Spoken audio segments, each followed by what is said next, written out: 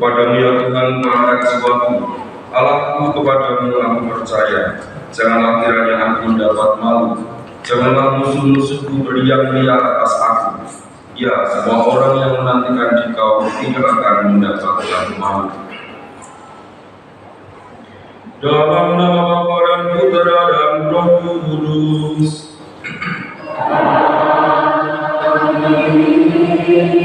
Rahmat dan damai sejahtera dari Allah Bapa dan dari Tuhan kita Yesus Kristus bersama-mu.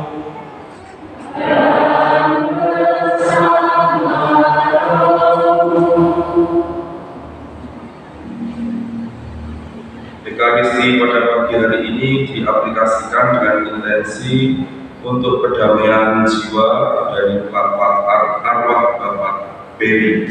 Semoga Tuhan melimpahkan belas kasih-Nya dan memberikan damai abadi di surga. Kita mengawali tahun baru dalam kalendarium gereja. Advent yang pertama membawa kita pada persiapan diri. Allah hadir untuk masa lalu, untuk masa kini, dan untuk masa mendatang. Kita semua diajak untuk berdoa, karena kita yakin Tuhan yang kita nantikan berkuasa melakukan hal-hal yang mengagumkan. Keyakinan inilah dan harapan inilah yang membuat kita bisa bertahan sampai akhir zaman, karena Tuhan selalu bersama-sama dengan kita.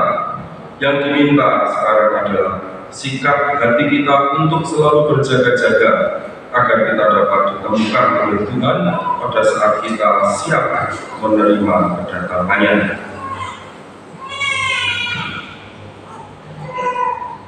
Saudara-saudari yang terkasih, pada hari Minggu Advent kita mendengarkan suara Nabi Yesaya yang berkata, "Engkau ini murka sebab kami orang berdosa."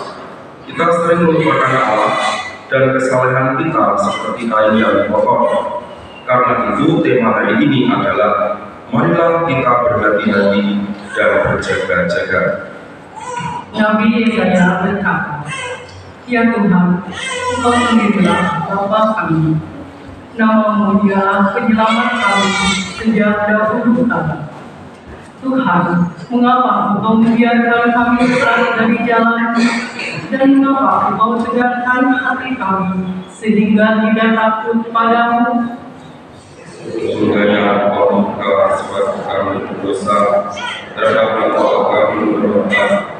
Kami sekalian seperti seorang najis, kami sekalian menjadi layu, seperti daun yang dibiarkan oleh angin. Mari kita menyambut hari Minggu Advent yang pertama dengan menyalakan lilin pertama karangan Advent, yaitu lilin buat para nabi. Lilin ini melukiskan situasi manusia yang mendambakan keselamatan.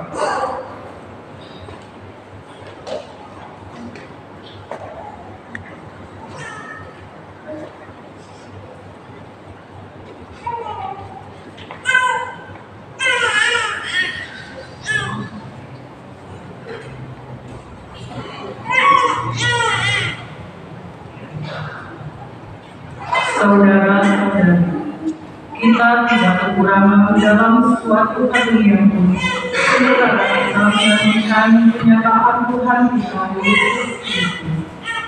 Ia juga akan meneguhkan kita sampai kepada kesudahannya, sehingga kita tak bercacat pada hari Tuhan kita Yesus Kristus.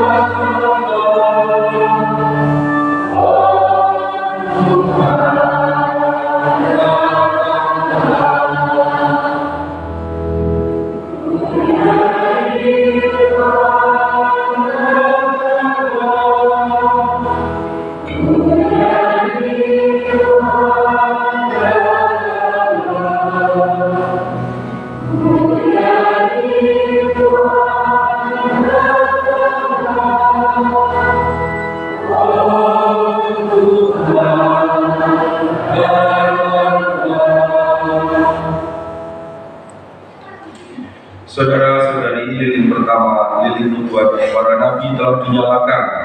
Nabi Yesaya berkata kepada kita, Tuhan menyongsong mereka yang melakukan yang benar dan mengingat jalan yang Dia tunjukkan. Maka kita harus berjaga-jaga, sebab Tuhan dapat datang pada setiap saat. Kasihanilah kami ya Bapa, sebab kami telah berdosa. Tunjukkanlah belas kasih-Mu kepada kami. Anugerahkanlah keselamatan kepada kami.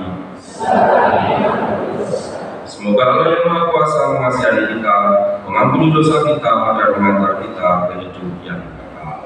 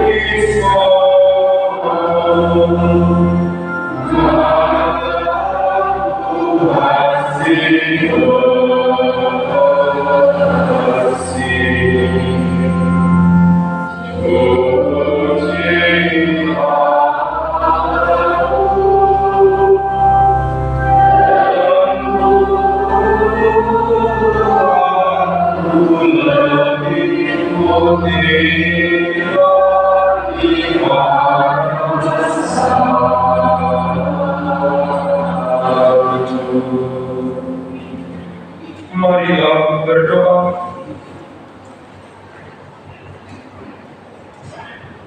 Allah Bapa yang mengasihi, Engkau tampak begitu jauh, namun sebenarnya Engkau selalu dekat dengan kami. Kami mohon bukalah hati kami agar dapat mengenal kehadiran-Mu dalam diri Yesus Kristus Putra-Mu, sehingga kami selalu siap sedia menyambutnya. Sebab Dialah Tuhan dan antara kami yang bersama Engkau dan Roh Kudus hidup dan berkuasa Allah kini dan sepanjang segala masa.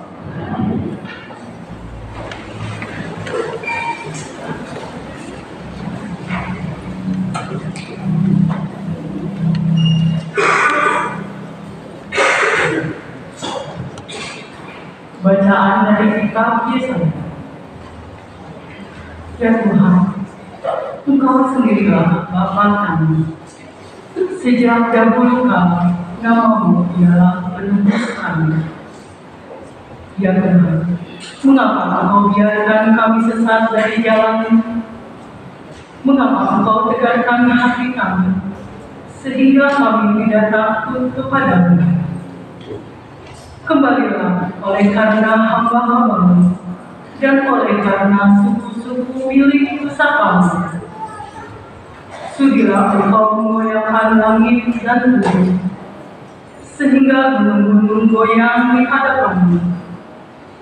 Karena sejak dahulu kala, orang tidak pernah mendengar, tidak ada telinga yang mendengar, dan juga tidak ada mata yang melihat Allah yang bertindak bagi orang yang menanti-nantikan Dia. Hanya Engkau yang berbuat demikian. Engkau menyongsong mereka yang melakukan kebenaran dan yang mengindahkan jalan yang Kau tunjukkan. Sesungguhnya Engkau ingin murka sebab kami berdosa. Terhadap Engkau kami memberontak sejak dahulu kala. Demikianlah kami semua seperti orang najis, dan segala kesalahan kami seperti kain kotor. Kami semua menjadi layu seperti daun, dan kami lenyap oleh kejahatan kami, seperti daun dilenyapkan oleh angin. Tidak ada yang memanggil nama-Mu, atau yang bangkit untuk berpegang padamu, sebab Engkau menyembunyikan wajah-Mu terhadap kami. Engkau menyerahkan kami ke dalam kekuasaan dosa kami. Tetapi sekarang, ya Tuhan, Engkaulah Bapa kami. Kami ini tanah liat, dan Engkaulah yang membentuk kami, dan kami semua adalah buatan kami. Demikianlah sabda Tuhan.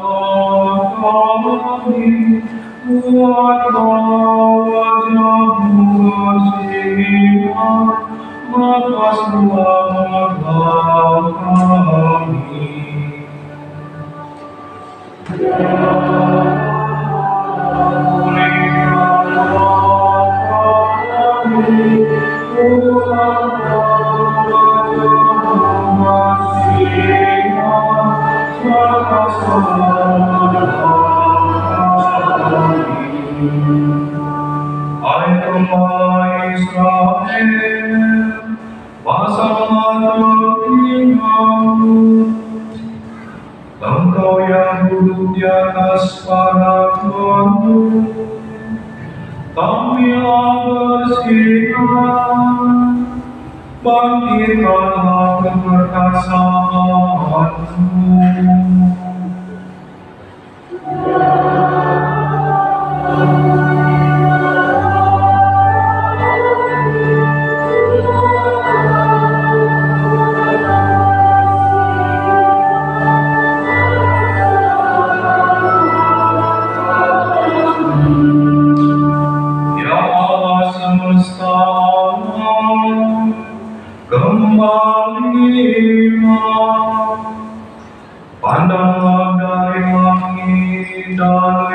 hebatlah. Tengoklah pohon ini, lindungilah batang yang ditanam oleh tangan kananmu.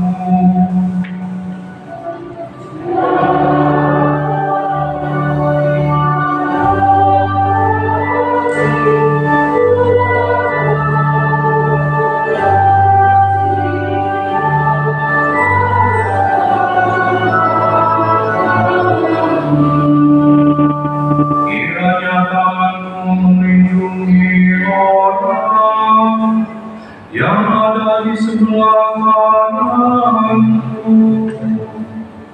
Anak manusia yang telah kau teguhkan bagi dirimu, maka kami tidak akan menyimpang daripadamu.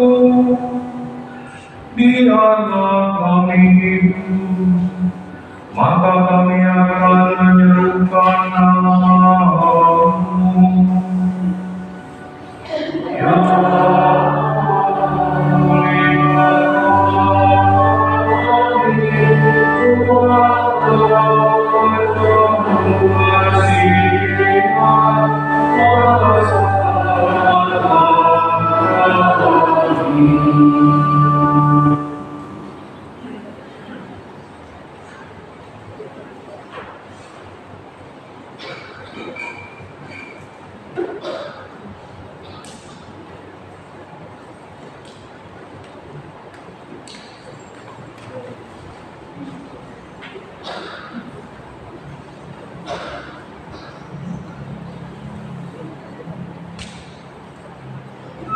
Bacaan dari surat pertama Rasul Paulus kepada jemaat di Korintus. Saudara-saudara, kasih karunia dan damai sejahtera dari Allah Bapa kita dan dari Tuhan Yesus Kristus menyertai kamu. Aku, Paulus, senantiasa mengucap syukur kepada Allah karena kamu atas kasih karunia Allah yang dianugerahkannya kepada kamu dalam Kristus Yesus. Sebab di dalam Kristus kamu telah menjadi kaya dalam segala hal, yaitu dalam segala macam perkataan dan pengetahuan, sesuai dengan kesaksian tentang Kristus yang telah diteguhkan di antara kamu, sehingga kamu tidak kekurangan suatu karunia pun, sementara kamu menantikan penampakan Tuhan kita Yesus Kristus. Dia juga akan meneguhkan kamu sampai kepada kesudahannya, sehingga kamu tak bercacat pada hari Tuhan kita Yesus Kristus. Sebab setialah Allah yang telah memanggil kamu kepada persekutuan dengan anaknya Yesus Kristus Tuhan kita. Demikianlah sabda Tuhan.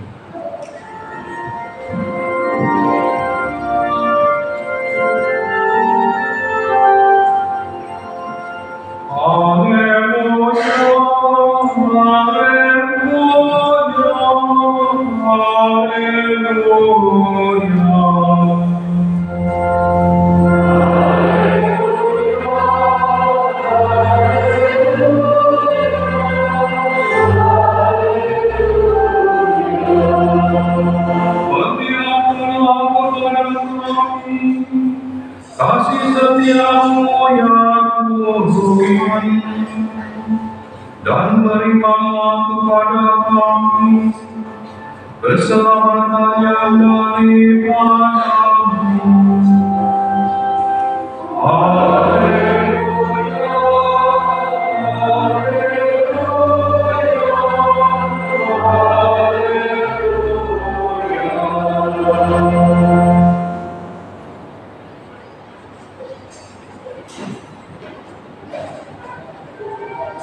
Tuhan bersamamu.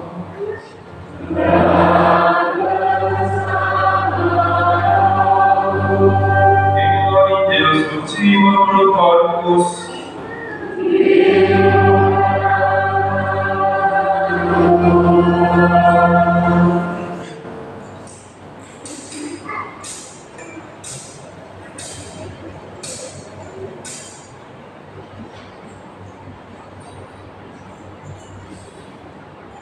Sekali peristiwa Yesus bersabda kepada murid-muridnya, hati-hatilah dan berjaga-jagalah, sebab kamu tidak tahu kapan saatnya tiba.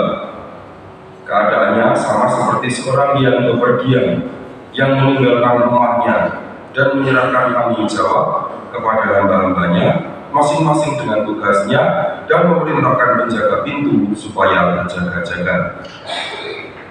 Karena itu berjaga-jagalah, sebab kamu tidak tahu kapan Tuhan rumah itu pulang, menjelang malam atau tengah malam atau larut malam atau pagi-pagi buta, supaya kalau ia tiba-tiba datang, jangan kamu didapatinya sedang tidur. Apa yang aku katakan kepada kamu, aku katakan kepada semua orang, berjaga-jagalah. Demikianlah sabda Tuhan.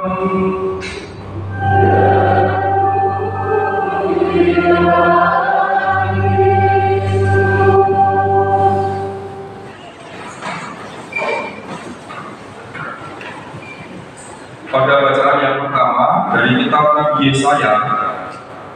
Yesaya mengatakan bahwa Tuhan itu Bapa.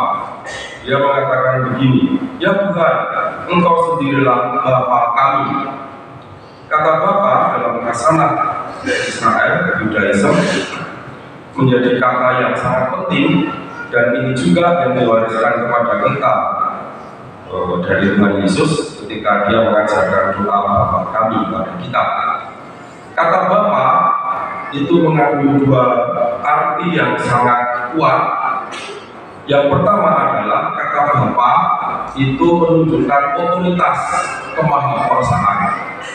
Jadi Maha Kuasa punya otoritas kekuasaan yang sangat besar, melebihi segala sesuatu, dan itu seperti seolah-olah terjangkau. Tetapi pada saat yang sama, untuk arti yang kedua, kata Bapa itu artinya kedekatan, sebagaimana seorang anak dekat dengan bapaknya, dengan memanggil bapaknya itu, kalau dalam bahasa Sunda misalnya babe, abah, kalau di bahasa Betawi babe, di bahasa Jawa itu pae, ya. Kalau di sini nggak tahu apa-apa, dedi, bedek, pi, apa kabar pi? Ini ada pi. Itu mengandung arti yang menandakan kedekatan. Jadi sekaligus Bapak itu punya otoritas yang maha kuasa yang luar biasa, yang sangat besar, terjangkau, sekaligus sangat dekat. Bahwa kita dalam pengalaman hidup mengalami Bapak yang kurang dekat, ya oke, itu urusan manusia kita. Ya, kadang-kadang ada mungkin di antara kita juga mengalami Bapak yang tidak dekat, bisa jadi. Bagaimana mau dekat, salah digebuki, gitu, salah mau ditampar, gitu ya, dihukum terus sama Bapak, nggak salah dipukul, gitu ya. Nah itu Bapak yang tidak baik. Tapi itu manusia, nah, ini kategorinya Tuhan. Jadi ya sudah, kalau misalnya kita mengalami Bapak yang kurang baik, nah Allah itu Bapak yang baik. Bahkan Allah disebut kebaikan itu sendiri. Namun setelah Yesaya mengatakan Tuhan Engkau sendirilah Bapa kami, lalu diikuti dengan penjelasan kok kami orang yang berdosa. Jadi di satu sisi Tuhan Bapa kita yang penuh otoritas, penuh kekuasaan itu dekat dengan kita, sumber segala kebaikan, dan kebaikan itu sendiri pada saat yang sama kita manusia umatnya itu bergerak menjauhi Tuhan. Itulah kecenderungan manusia, dan itu yang disebut dosa. Maka ketika siapa namanya ada berbuat dosa, itu kan inti sari dosa itu kan yang melanggar perintah Tuhan, tapi bergerak menjauhi Tuhan. Kalau Tuhan itu yang baik atau kebaikan itu sendiri, lalu kita menjauhi kebaikan, maka kebaikan kita pelan-pelan hilang, berkurang, maka kita mengalami yang disebut dosa. Nah, bukankah kita juga mengalami berulang kali berbuat dosa, dan kita sadar betul bahwa hidup kita tidak baik-baik saja, ada keburukan-keburukan. Ya kita inventaris saja, misalnya seminggu ini saya berbuat buruk apa, pasti banyak. Saya bukan bilang memastikan pasti banyak, pasti ada. Nah, pasti ada keburukan-keburukan dalam hidup kita. Nah, makin keburukan itu banyak, berarti kita itu sebenarnya sedang berjalan menjauhi Tuhan. Lalu kita sebut hidup saya kok buruk ya. Tapi kadang-kadang keburukan yang ada dalam diri kita bukan hanya kita yang sengaja melakukan. Kadang-kadang ada kekuatan di luar diri kita yang membuat kita mau nggak mau harus jadi buruk. Ada saat-saat seperti itu ada. Ada yang membuat kita tak berdaya akhirnya mengambil pilihan yang buruk, itu bisa jadi. Tapi apapun itu, ketika kita bergerak menjauhi Tuhan, sebenarnya kita bergerak menjauhi kebaikan. Maka kalau kita bergerak menjauhi kebaikan, kebaikan yang ada pada diri kita pelan-pelan berkurang, makin jauh, terus hilang, dan makin jauh banget. Lalu kita disebut buruk. Jadi buruk itu bukannya sesuatu yang baik.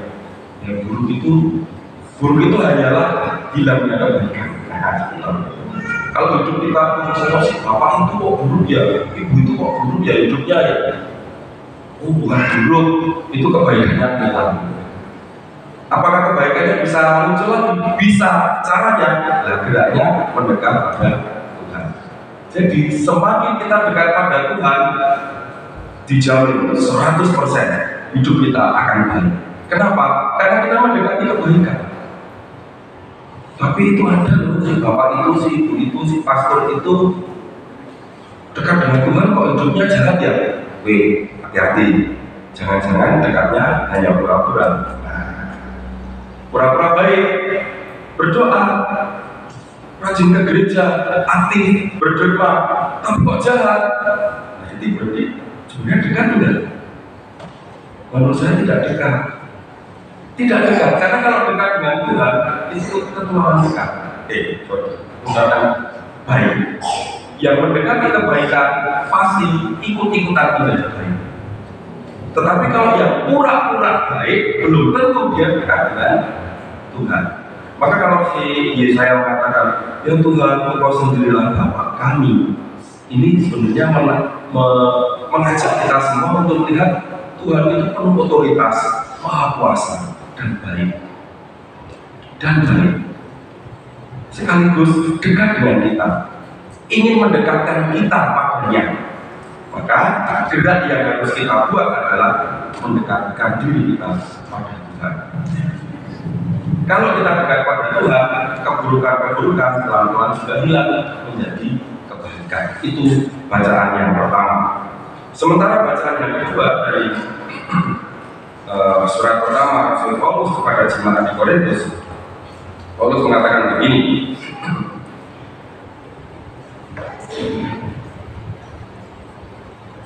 Sebab di dalam Kristus kamu telah menjadi kaya dalam segala hal. Di dalam Kristus kita ini kaya dalam segala hal.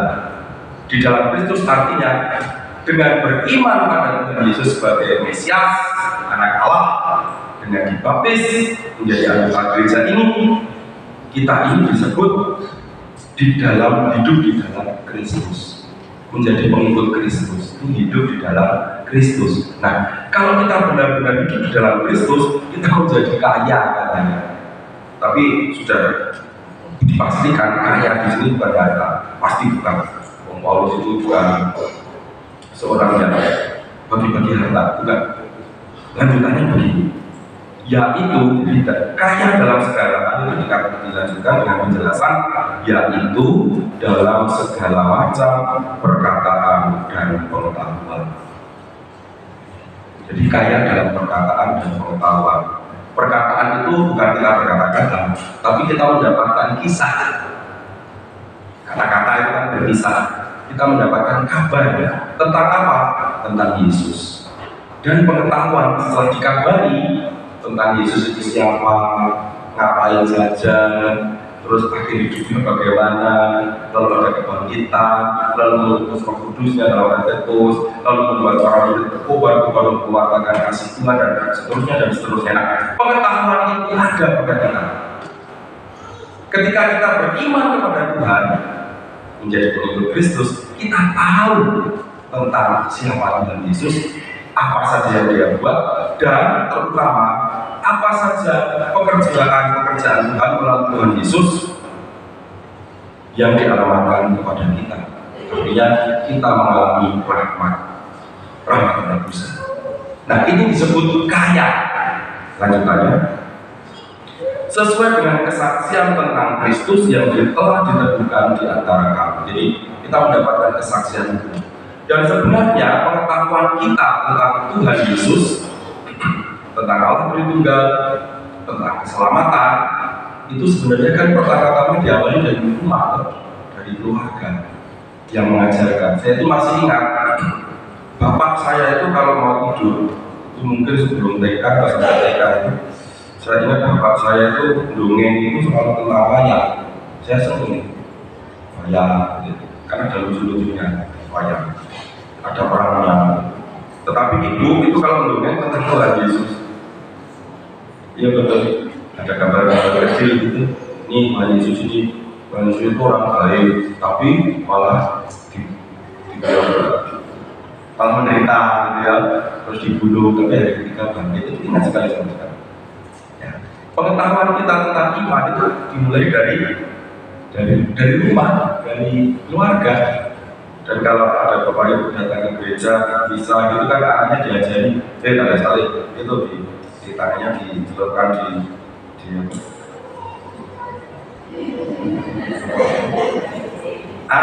air suci, kita ada salib, terus berlutut, setelah duduk doa, itu kan diajari oleh orang tua.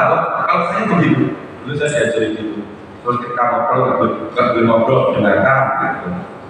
Terus ingat sekali pertama kali komuni pertama itu kelas 5 SD, diantar bapak ibu, begitu terima komuni terus doa, gitu doa. Saya ngomong sama Pak, rasanya kok kayak gini. Ya kenapa? Kalau beda bisa ngomongin ya. Itu tuh Kristus diajari. Lalu dari keluarga kita mendapat pengetahuan tentang Tuhan Yesus, tentang gereja, tentang iman dari guru-guru di sekolah. Lalu datang ke gereja, gitu kan? Dari membaca buku akhirnya ikut seminar-seminar dan seterusnya. Itu pengetahuan. Tetapi di luar itu kita juga mendapat pengetahuan tentang iman kita, tentang Tuhan Yesus dari pengalaman hidup yang direnungkan. Nah, ini kasar kekristenan. Pengalaman hidup yang direnungkan. Sementara pengetahuan dari buku-buku, dari kabar orang lain, dikasih tahu guru, dikasih tahu pastor, oke, itu baik. Tetapi itu belum cukup.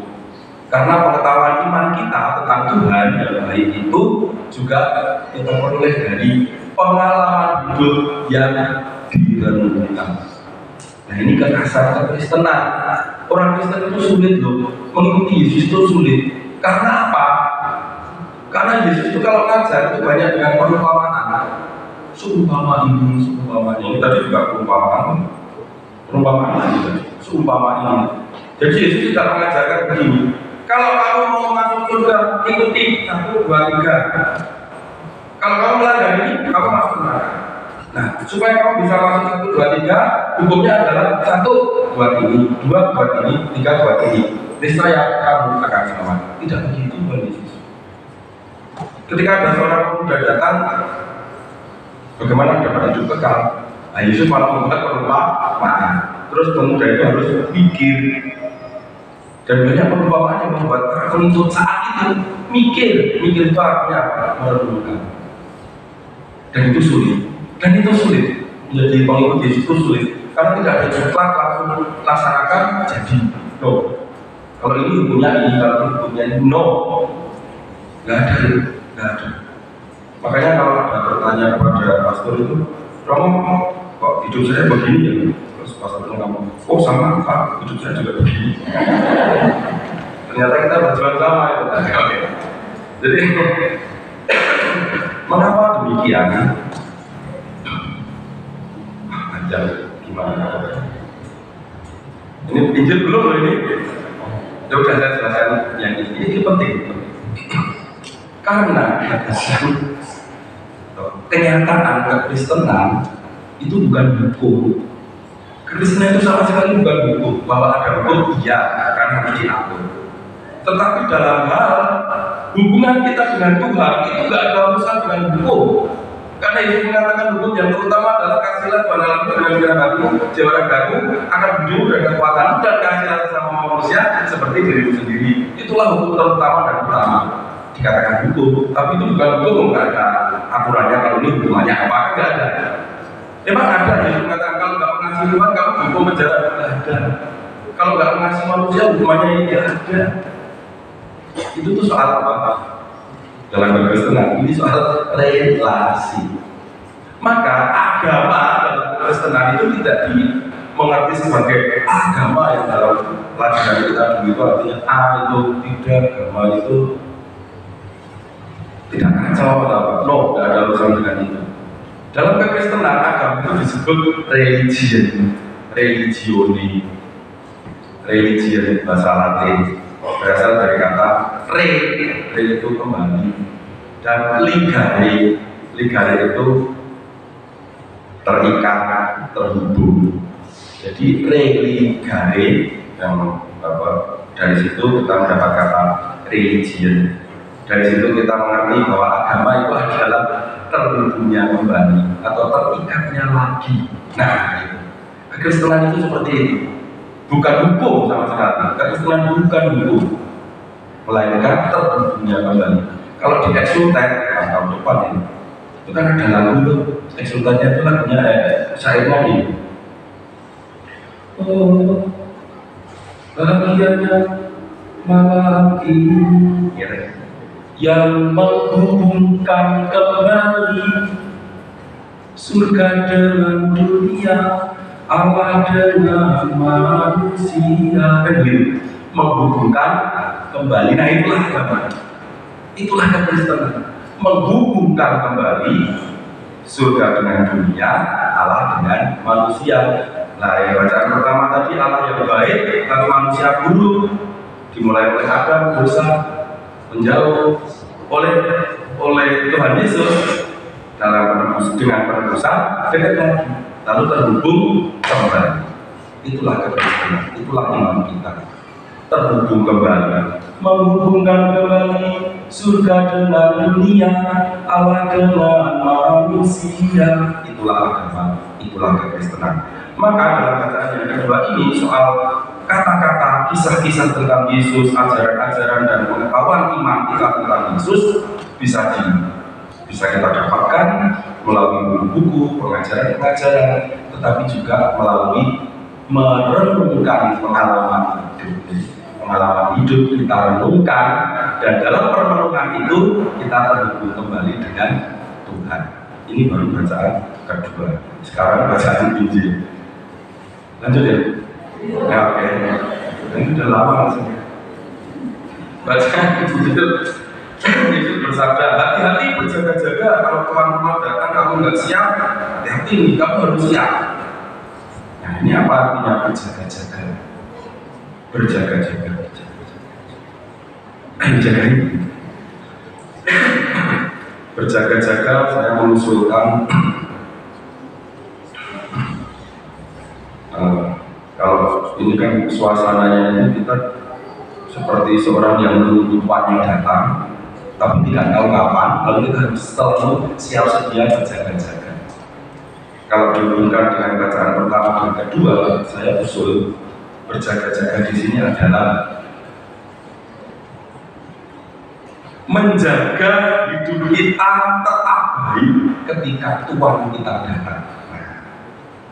Jadi hidup kita itu dalam keadaan tetap baik ketika Tuhan datang. Ya kita bisa memaknai, menafsirkan kapan Tuhan datang. Saat Tuhan datang itu ya udah, saat kita mati itulah boleh lah. Saat kita mati Tuhan datang kan. Nah pada saat itu datang, kedatangan itu terjadi, kita itu berjaga-jaga artinya kita berada dalam keadaan yang baik. Aku tidak suka apa yang baik dan manusia menjauh dari ini. Tapi pokoknya ada gerak mendekat kepada yang baik kepada Tuhan. Dekat. Bahwa hidup kita itu banyak dosanya ya udah nggak apa-apa. Memang orang manusia itu memang berdosa, tapi ada gerak untuk memperbaiki. Dekat. Ketika Tuhan datang, kita itu sudah bergerak mendekati kebaikan. Kita dalam keadaan baik. Jangan sampai ketika Tuhan datang mengatakan pada saya, suruh cukup ya, kamu pulang kemana? Rumahku, aduh, saya keadaannya masih buruk, bukan begitu.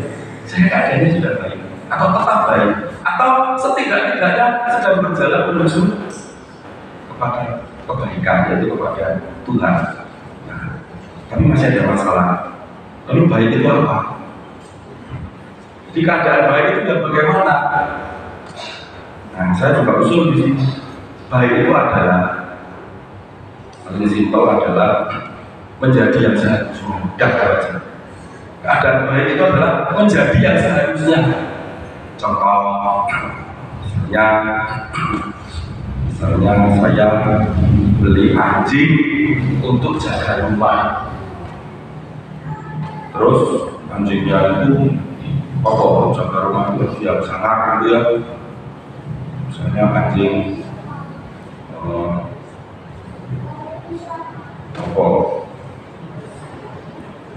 segede pitbull anjing pitbull kayak orang yang datang mau berkewajiban itu bisa dibombongin dan takut. Belilah saya pitbull.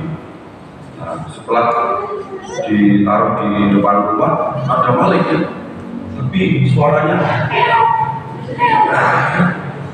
ini burung tidak baik ya. Anjing ini tidak baik karena tidak menjadi yang seharusnya. Seharusnya harusnya membawa pengenyang. Salah ya, tidak benar. Nah itu. Jadi menjadi baik itu paling simpel dipahami, menjadi yang seharusnya. Baik itu adalah menjadi yang seharusnya. Nah, dengan pola ini mari kita terapkan dalam hidup kita. Saya pastor itu yang baik itu apa? Yang menjadi yang seharusnya. Seharusnya itu pastor itu gimana? Enggak punya istri, apa istrinya 3? Nah itu dulu. Belum, iya. Pastor itu harusnya apa? Taat agama kok memberontak. Salah, ini buruk. Bukan pastor yang baik karena tidak menjadi yang seharusnya. Harusnya hidupnya sederhana. Kami punya harta yang berlimpah, mencari-cari duit kemana-mana, cari sumbangan demi dirinya sendiri. Nah ini bukan pastor ini. Ya pastor itu bukan pastor. Nah silakan terapkan dalam diri kita masing-masing. Istri itu seharusnya bagaimana? Nah ini istri itu artinya ini. Lah kok gini? Nah ini tidak baik, ini tidak menjadi yang seharusnya. Sebaliknya suami itu harusnya gimana? Kita sudah tahu maksud saya kata-katakan. Suami itu harusnya ini. Lah kok gini? Nah ini tidak menjadi yang seharusnya, itu tidak baik. Padahal tadi saya katakan tadi berjaga-jaga itu artinya tetap menjadi baik, berjalan menuju yang baik, dan yang baik adalah menjadi yang seharusnya. Saya kira sudah semua yang saya jelaskan. Jadi sudah ya, sudah panjang, cukup ya, nggak usah disimpulkan. Yang penting pokoknya dalam minggu pertama masa Advent ini kita semua diajak oleh Tuhan untuk ingat kembali, ayo menjadi baik seperti Tuhan itu baik. Gitu ya. Kalau kita sedang dalam keadaan tidak baik, nggak apa-apa, masih ada waktu kok. Ayo bergerak menuju kepada yang baik. Ketika nanti Tuhan datang, kita keadaannya baik, yaitu menjadi yang seharusnya. Mari kita menuju.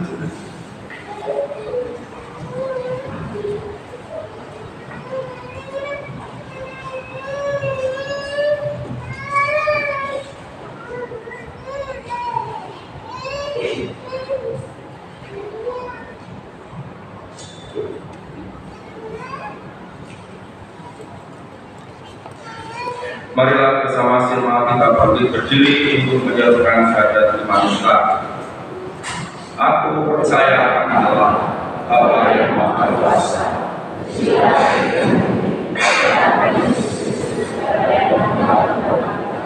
yang dikandung dari Roh Kudus, dalam pemerintahan Yesus,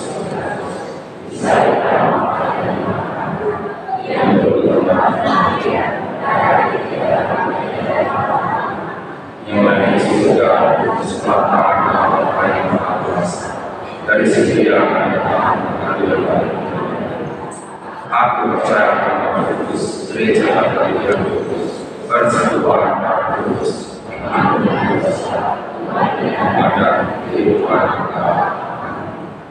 Melalui Kristus Putranya Allah Bapa bersabda agar kita selalu berjaga-jaga dalam menantikan kedatangan Anak Manusia Sang Penyelamat.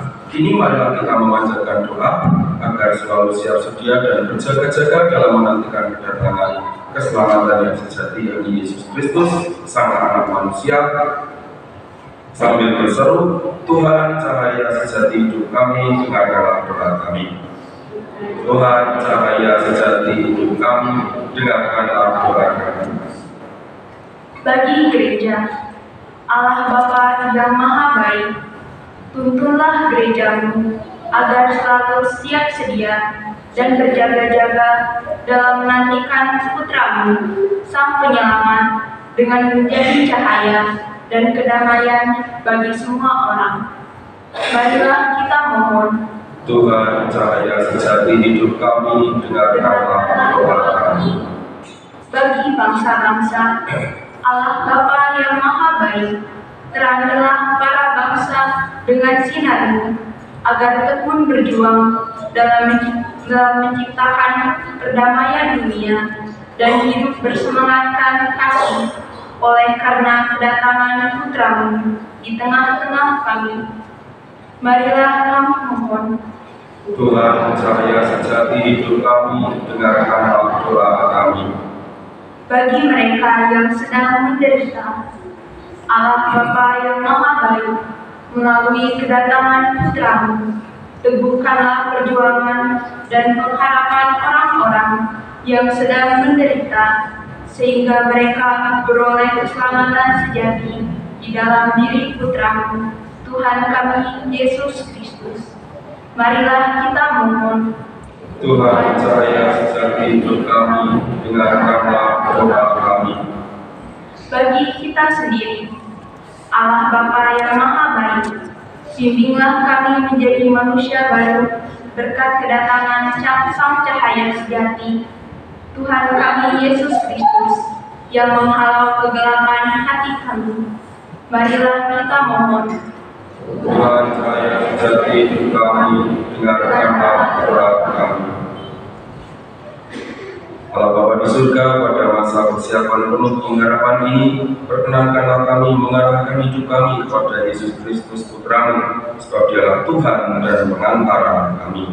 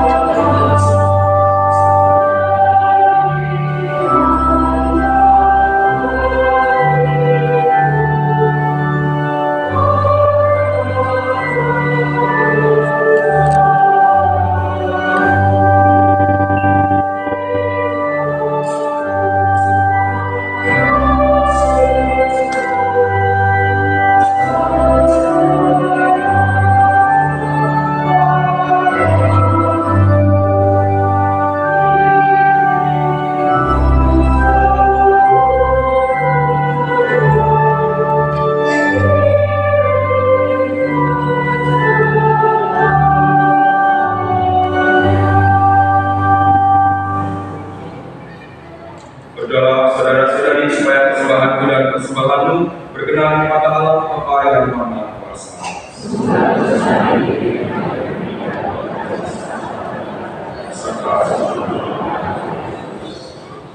Allah Bapa yang Maha Kudus, terimalah dan kuduskanlah persembahan kami ini. Semoga persembahan ini mendatangkan rahmat bagi kami dan sesama, berkat persatuan dengan persembahan tubuh dan darah Kristus Putra-Mu, sebab Dialah Tuhan dan Pengantara kami.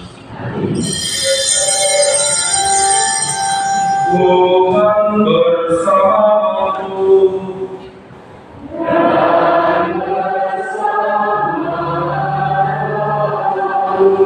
Marilah mengarahkan hati kepada Tuhan.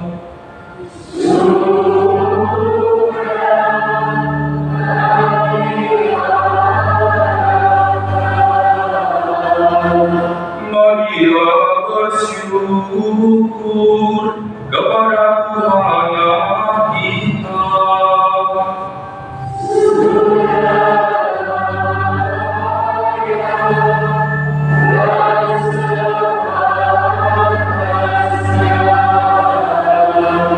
Sungguh pantas dan benar, layak dan menyelamatkan, bahwa kami selalu dan dimanapun bersyukur kepada Tuhan, Bapa yang kudus, Allah yang Maha Kuasa dan kekal, dengan keputaraan Kristus Tuhan kami.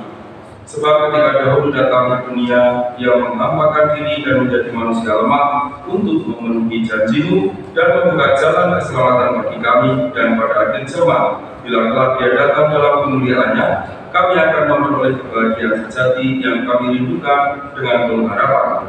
Sebab itu, bersama para malaikat dan malaikat agung, bersama singgasana dan kekuasaan, serta bersama seluruh laskar surgawi, kami melakukan maka kemuliaan bagi-Mu dengan hati-hatinya bernyanyi.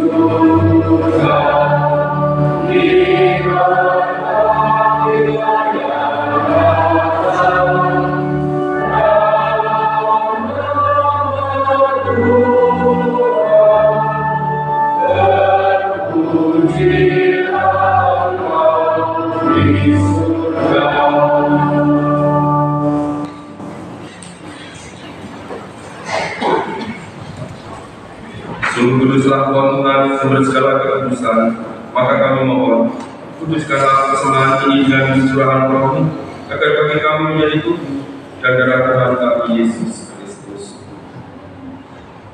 Ketika Dia diserahkan untuk menanggung sengsara dengan rela, Dia mengambil roti dan sambil mengucap syukur, Dia memecah-mecahkan, lalu memberikannya kepada murid-muridnya seraya berkata, "Terimalah dan makanlah kamu semua, inilah tubuhku yang diserahkan bagimu."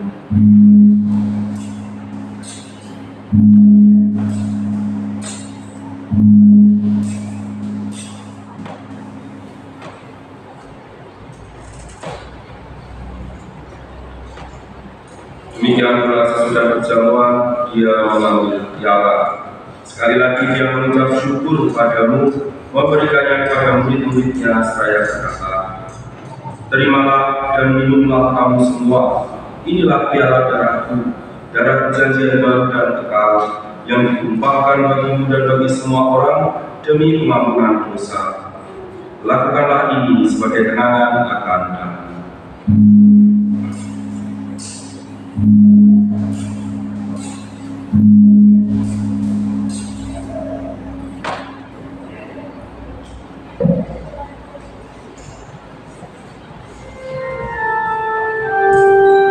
Agunglah misteri iman kita.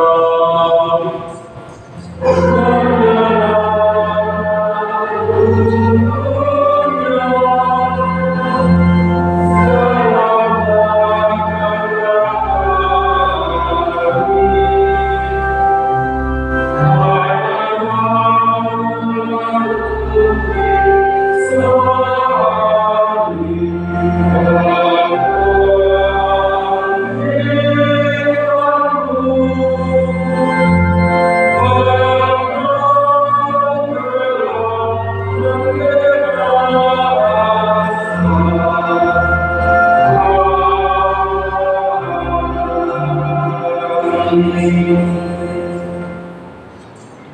Sambil mengenangkan Bapa dan kebangkitan Kristus, kami mempersembahkan kepada Bapa roti kehidupan dan piala keselamatan.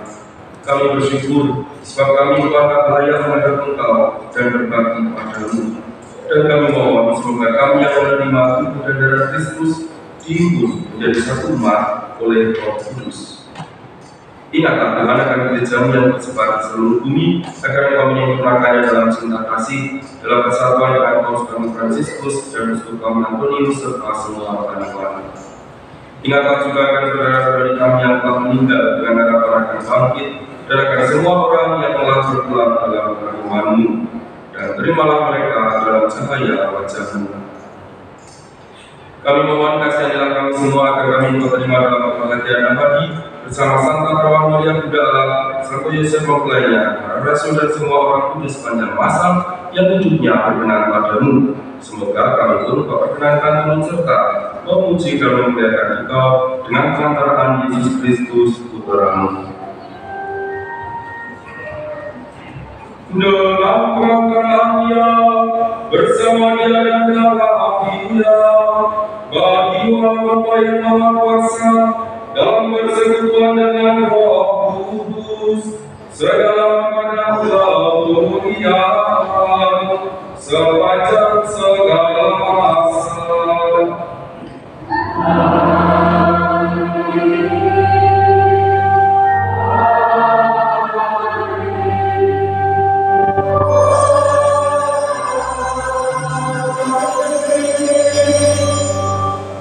Atas petunjuk penyelamat kita dan penyembuhan saudara lain, beranilah kita berseru kepada Bapa.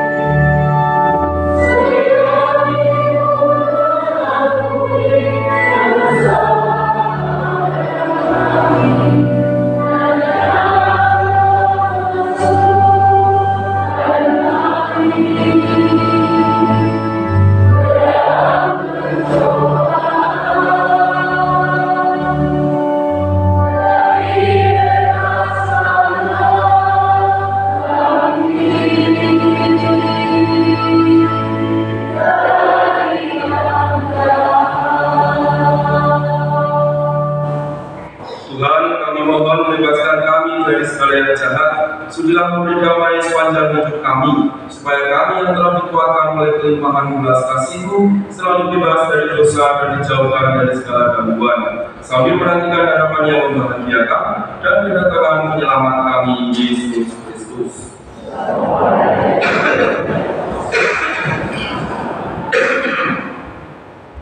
Tuhan Yesus Kristus telah bersabda kepada para rasul-Mu, kami tinggalkan bagimu, damai-Ku berikan kepadamu. Janganlah menghitungkan dosa kami, perhatikan iman gereja-Mu, berilah kami damai dan kesatuan sesuai dengan kehendak-Mu. Engkau yang hidup dan beraja sepanjang segala masa. Semoga kami Tuhan selalu bersama. Marilah kita saling membagikan salam. Damai Kristus, damai Kristus, damai Kristus, damai Kristus, damai Kristus, damai Kristus.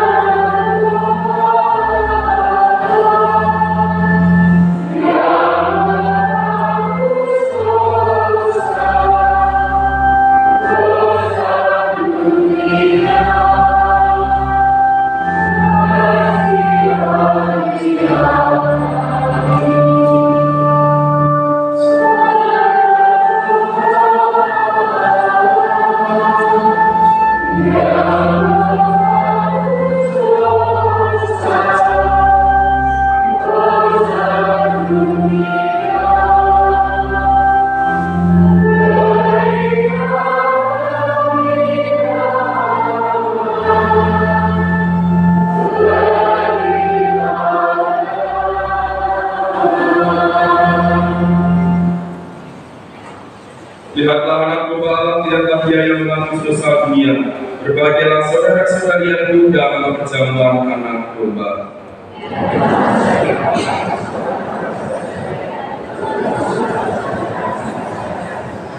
Tubuh dan darah Kristus melindungi kita sampai hidup pertama.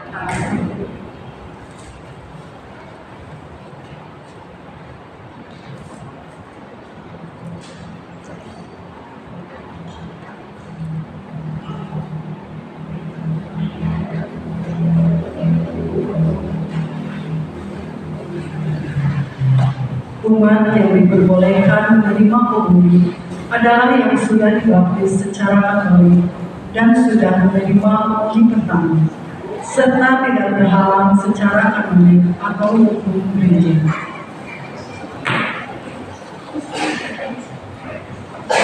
Tuhan akan memberikan kebaikan dan kita akan menghasilkan panen.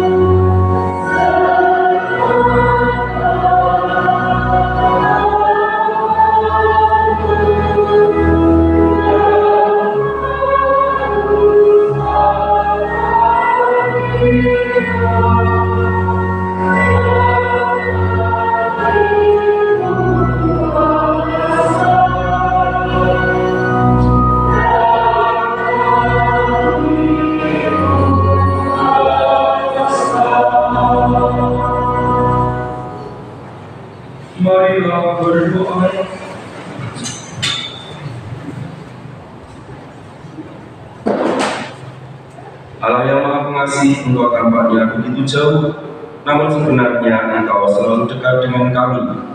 Kami mohon bukalah hati kami, agar dapat mengenal kehadiran-Mu di dalam diri Yesus Kristus Putra-Mu, sehingga kami selalu siap sedia menyambutnya. Sebab dalam Putra-Mu Tuhan dan pengantara kami, kini dan sepanjang masa.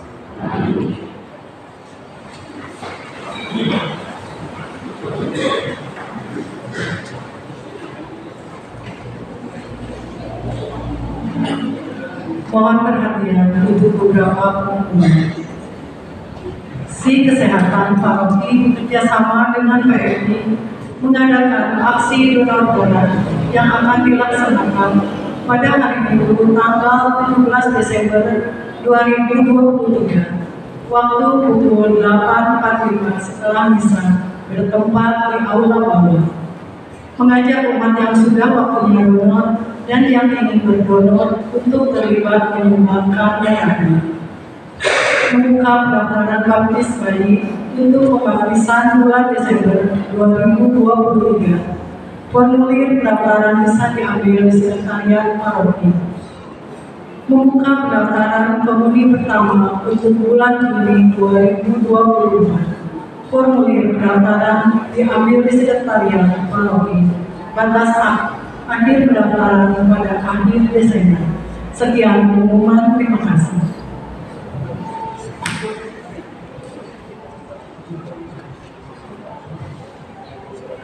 Marilah bersama-sama kita mohon berkat Tuhan.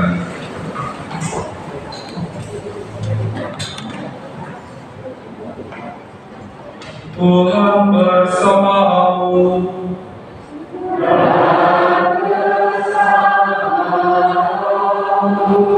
Semoga yang Maha Kuasa memberkati saudara sekalian, Bapa dan Putra dan Roh Kudus. Saudara-saudari, pergilah, misa sudah selesai.